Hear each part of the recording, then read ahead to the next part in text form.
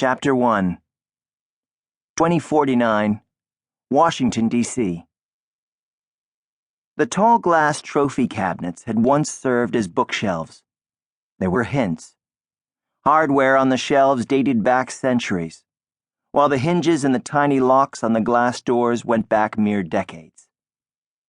The framing around the glass was cherry, but the cases had been built of oak. Someone had attempted to remedy this with a few coats of stain, but the grain didn't match. The color wasn't perfect. To trained eyes, details such as these were glaring. Congressman Donald Keene gathered these clues without meaning to. He simply saw that long ago there had been a great purge, a making of space. At some point in the past, the senator's waiting room had been stripped of its obligatory law books until only a handful remained. These tomes sat silently in the dim corners of the glass cabinets. They were shut in, their spines laced with cracks, old leather flaking off like sunburned skin. A handful of Keene's fellow freshmen filled the waiting room, pacing and stirring, their terms of service newly begun. Like Donald, they were young and still hopelessly optimistic. They were bringing change to Capitol Hill. They hoped to deliver where their similarly naive predecessors had not. While they waited their turns to meet with the great Senator Thurman from their home state of Georgia, they chatted nervously among themselves. They were a gaggle of priests, Donald imagined, all lined up to meet the Pope, to kiss his ring. He let out a heavy breath and focused on the contents of the case, lost himself in the treasures behind the glass, while a fellow representative from Georgia prattled on about his district's Centers for Disease Control and Prevention. And they have this detailed guide on their website, this response and readiness manual in case of, okay, get this, a zombie invasion.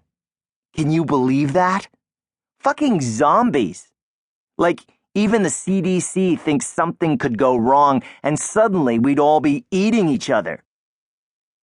Donald stifled a smile, fearful its reflection would be caught in the glass. He turned and looked over a collection of photographs on the walls, one each of the senator with the last 4 presidents. It was the same pose and handshake in each shot, the same background of windless flags and fancy oversized seals. The senator hardly seemed to change as the presidents came and went. His hair started white and stayed white.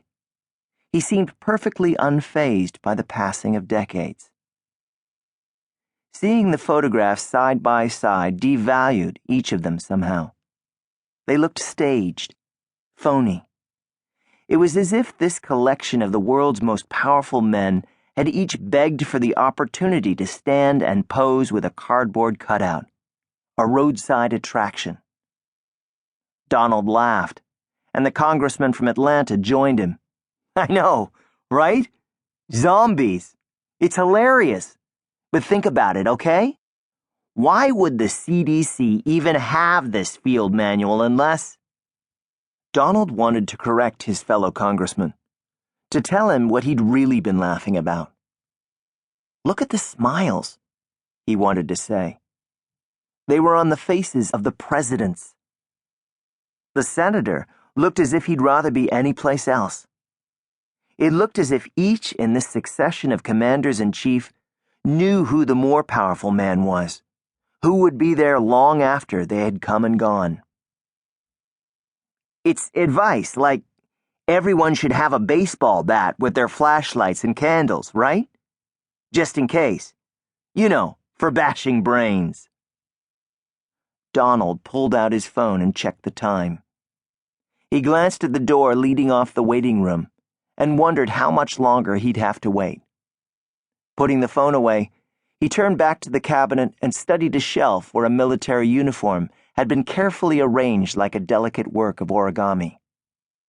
The left breast of the jacket featured a wall of medals. The sleeves were folded over and pinned to highlight the gold braids sewn along the cuffs. In front of